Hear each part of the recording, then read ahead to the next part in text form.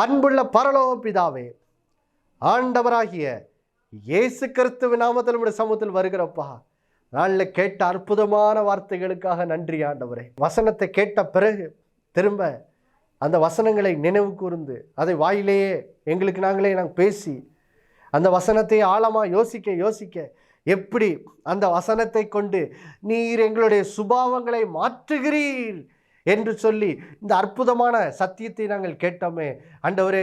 இந்த நாளிலும் கூட இந்த வசனத்தை கேட்டுக்கொண்டிருக்க ஒவ்வொருத்தருக்காக ஜெபிக்கிறப்பா. இன்னைக்கு பலர் ரட்சிக்கப்பட்டுட்டாங்க, ஆனால் வாழ்க்கையிலே அவர்களுடைய குணங்களில் சுபாவங்களில் ஒரு மாற்றம் இல்லாமல் இருக்குது. இன்னும் மனைவியை நேசிக்க முடியல, ரட்சிக்கப்பட்ட மனைவி ரட்சிக்கப்படாத கணவனை நேசிக்க முடியல, குடிகார கணவனை நேசிக்க முடியல, வாயில் ஒரே கெட்ட வார்த்தை, ஆண்டவரே என் வாழ்க்கையை மாறலையே, சுபாவனை மாற மாட்டேங்கேன்னு சொல்லி அநேகர் இன்னைக்கு அழுது கொண்டிருக்கிறார்கள்.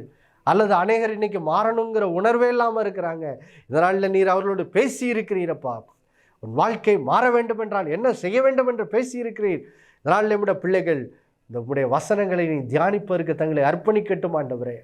ஏதோ இந்த நிகழ்ச்சியில் வார்த்தையை கேட்டுவிட்டு அப்படியே போகிறதில்ல, ஆலயத்துக்கு போய் வசனத்தை கேட்டு அப்படியே போகிறதில்ல, காலையில் வாசித்துட்டு அதுக்கப்புறம் அதை மறந்துறதில்லை. இல்லை, நாள் முழுவதும் அது அவர்கள் தியானமாய் மாறும்படி ஆண்டவரே நேரம் கிடைக்கும் போதில் அந்த வார்த்தைகளை எடுத்து நினைவு கூர்ந்து அதை வாயிலை அவங்க பேசி அந்த வார்த்தைகளையே எப்பொழுதும் யோசித்து தியானிக்கிறவர்களாய் மாற்றுங்கப்பா.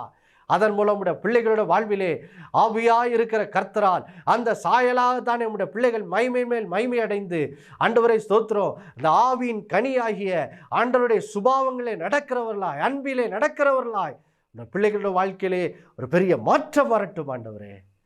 அப்படியே நீ செய்கிறக்காய் நன்றி. அதன் மூலம் உடைய பிள்ளைகளோட வாழ்விலே பிரிந்து போன உறவுகளிலே சுகம் உண்டாகட்டும்.